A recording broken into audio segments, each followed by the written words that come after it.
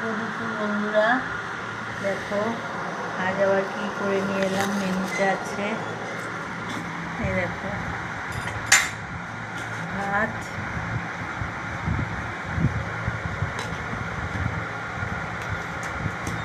দেখো উচ্ছে ভাজা,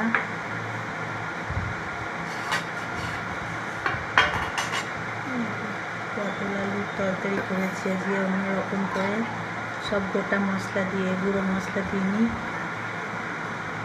বাটাও দিইনি, সবই গোটা। লঙ্কা, জিরে, গোলমরিচ, পেঁয়াজটা কেটে দিয়েছি, আদা রসুন কেটে দিয়েছি।